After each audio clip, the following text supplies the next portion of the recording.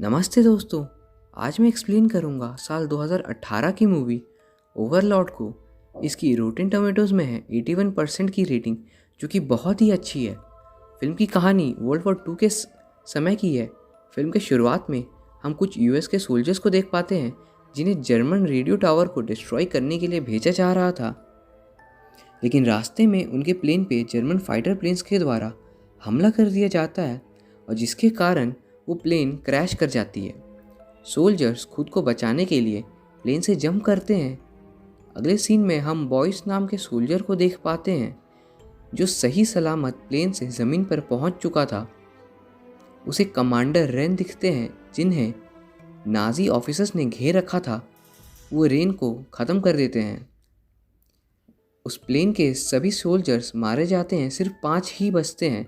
General Ford, officer Boyce, officer Tibbet, officer Chase और 5वें officer का नाम नहीं बताया है, क्योंकि कुछ दूर चलते हुए उसका पैर लैंडमाइन पे पड़ जाता है और वो भी मारा जाता है। फिर वो लोग धीरे धीरे से आगे बढ़ते हैं। तभी उन्हें किसी के आने की आवाज़ सुनाई देती है और वो लोग सतर्क हो जाते हैं, और उन्हें एक लड़की मिलती है जिसका नाम होता है क्लोई। क्लोई उन्हें देख भागने की कोशिश करती है, लेकिन फिर पकड़ी जाती है। बॉयस उसे जर्मन लैंग्वेज में बात करता है और उसे समझाता है कि वो लोग अच्छे इंसान हैं। फिर वो उन सबको अपने साथ लेकर जाती है। असल में क्लोई उसी गांव में रहती थी जहाँ पे वो रेडियो टावर भी था। गांव पहुँचते ही बॉयस को क्लोई पर नज़र रखने के लिए बोलकर फोर्ड अपनी बाकी सोल्जर्स को लेकर क्लोई के घर पे जाता है। क्लोई बॉयस की बात ना मानकर अपने घर की ओर जाने लगती है, तो पड़ोसी उसे देख लेती है और गार्ड्स को बुला देती है। क्लोई गार्ड्स के हाथों पकड़ी जाती है, तो बॉयस छिपकर बाकियों को जाकर ये बात बताता है कि अब उन्हें भी सतर्क रहना पड़ेगा। तभी उनके पीछे से क्लोई आकर कहती है कि ये सिर्फ तुम्हारा टेस्ट था, मैं ये पता करना चाहती थी कि तुम लोग सच में अच्छे हो कि नहीं। फिर वो लोग क्लोई के घर पे शरण लेते हैं। वो अपनी आंट और 8 साल के छोटे भाई के साथ रहती थी। उसकी आंट पे नाजिस ने एक्सपेरिमेंट किया था, जिसकी वजह से वो काफ़ी ज़्यादा बीमार रहने लगी थी। फोर्ड तिब्बत और चेस को पता करने के लिए बाहर भेजता है कि उनका कोई और साथी भी बचा है या नहीं। दूसरी तरफ घर पे नाजी ऑफिसर्स का हेड वॉफनर आता है। वो क्लोई को मॉलिश करने की कोशिश करता है, वरना वो उसके भाई को भी एक्सपेरिमेंट के लिए भेज देगा। उसे मॉलिश करता बॉयस नहीं देख पाता, और फिर फोर्ड और बॉयस जाकर उस ऑफिसर को पकड़ लेते हैं और बहुत मारते हैं। फोर्ड फिर बॉयस को तिब्बत और चेस को बुलाने के लिए भेज देता है। रास्ते में बॉयस को नाजिस दिखते हैं। वो लोग गांव के कुछ लोगों को जला रहे थे। उन लोगों देख ऐसा लग रहा था कि उन पर कोई खतरनाक सा एक्सपेरिमेंट किया गया हो। फिर बॉयस के पीछे एक डॉग पड़ जाता है, और उसे बचने के लिए वो भागता भागता नाजिस के ट्रक पे चढ़ जाता है। उस ट्रक में लाशें ही लाशें भरी थी। वो ट्रक रेडियो टावर पे ही जा रही थी। वहाँ पे पहुँचकर सीक्रेटली बॉयस उस बिल्डिंग के अंदर चला जाता है। बिल्डिंग के अंदर उसे एक रेडियो रूम मिलता है, जहाँ से जर्मन्स एक दूसरे से कांटेक्ट करते हैं। फिर वहाँ पे उसे बहुत सारे इंसान दिखते हैं, जिन्हें एक बैग में बंद करके रखा गया था। वहाँ पे बहुत सारे सीरम भी थे, जिनका यूज़ इंसानों पर एक्सपेरिमेंट के लिए करा जा रहा था। बॉयस को उसका एक साथी जेकब मिलता है। उसे नाजिस ने पकड़ रखा था। बॉयस और जेकब सीवर्स के रास्ते बाहर आ जाते हैं। बॉयस अपने साथ वो सीरम का एक इंजेक्शन भी रख लेता है।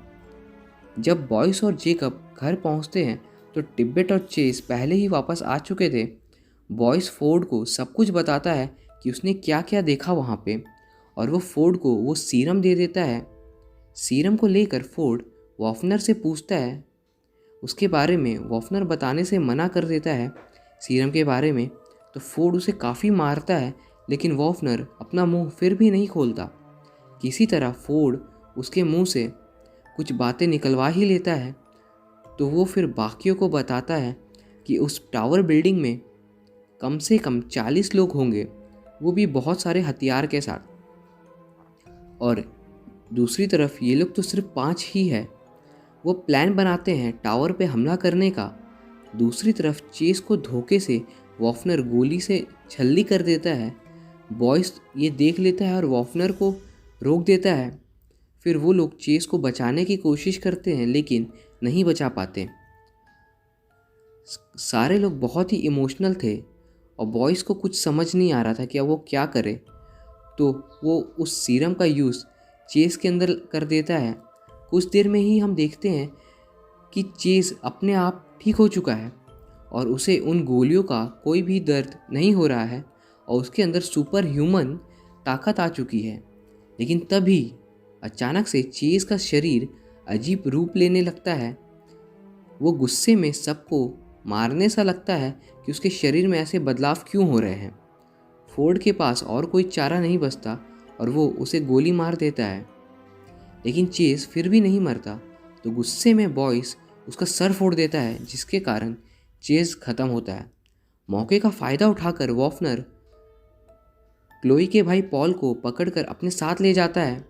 दोनों तरफ से बहुत सारी गोलियां चलती है और उसी में वॉफनर के शक्ल पे एक गोली लग जाती है फोर्ड की। फिर फोर्ड और बॉयस के बीच बहस होती है। बॉयस पहले पॉल को बचाना चाहता था और फोर्ड पहले मिशन कंप्लीट करना चाहता था, पर बहस में बॉयस जीत जाता है। फिर वो लोग प्लान बनाते हैं कि फोर्ड, बॉयस और क्लोई जाएंगे टावर के अंदर सीवर्स की मदद से और टिब्बेट और जेकब टावर के सामने से हमला कर अंदर के गार्ड्स को बाहर की तरफ डिस्ट्रैक्ट करेंगे।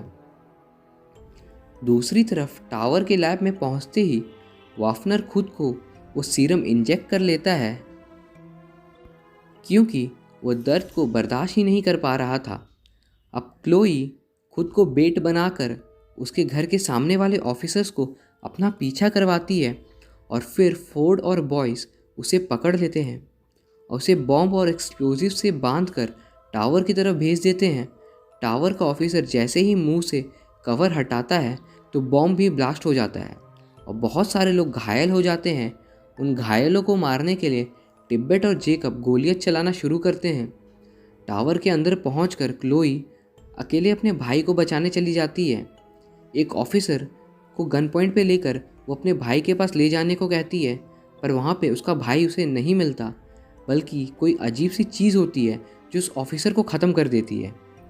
बॉयस फिर वहाँ आकर क्लोई को उसके भाई के पास लेकर जाता है। पॉल से मिलवा कर बॉयस फिर बॉम्ब फिट करने के लिए चला जाता है। अपने भाई के साथ क्लोई सीवर से बाहर निकल ही रही थी कि एक टेस्ट सब्जेक्ट उस पर हमला कर देता है। वो किसी तरह उससे बचकर बाहर निकलती है। वहाँ उसे एक फ्लेम थ्रोअर गन मिलता है और वो उसकी मदद से उस मॉन्स्टर को ख़त्म कर देती है। दूसरी तरफ हम देखते हैं फोर्ड जो बॉम्ब की टाइमिंग सेट कर रहा होता है। तभी वहाँ पे वॉफनर आ जाता है और वो उसे बहुत मारता है और एक लोहे के कांटे में फोर्ड को टांग देता है। तभी वहाँ पे बॉयस आकर वॉफनर पे गोली चलाता है, पर वॉफनर को कुछ भी नहीं होता। उसके अंदर की ताकत कई गुना तक बढ़ चुकी थी और वो बॉयस को भी अच्छे से बहुत धुलाई करता है। वरना वॉफनर उसे दिखाता है कि उन लोगों ने उस लैब में काफ़ी सारे सुपर ह्यूमंस बना रखे हैं जो सिर्फ उनके लिए ही काम करेंगे और इस वर्ल्ड वॉर को जीतने में मदद करेंगे। और फिर वो बॉयस को मारने ही वाला था। तभी दूसरी तरफ हम देखते हैं फोर्ड खुद को किसी तरह उस लोहे से निकालता है और उस सीरम को खुद पर इंजेक्ट कर लेता है। फिर वो जाकर फोर्ड से लड़ता है। उनकी लड़ाई बहुत ही घमासान होती है, लेकिन वॉफनर उस पर भारी पड़ता है। लेकिन बॉयस और फोर्ड मिलकर उसे किसी तरह हरा ही देते हैं। फिर फोर्ड बॉयस को उस लैब से बाहर निकाल कर खुद को अंदर बंद कर लेता है और बॉयस को ये ऑर्डर देता है कि वो कंट्रोल रूम पे जाकर टाइमर को बॉम्ब पे सेट कर दे। फोर्ड ये बताता है कि दुनिया में किसी को भी ये सुपर ह्यूमन सीरम नहीं मिलना चाहिए, वरना सिर्फ तबाही और बर्बादी ही होगी। तभी वहाँ पे बाकी सुपर ह्यूमंस जाग जाते हैं और वॉफनर भी मरा नहीं था।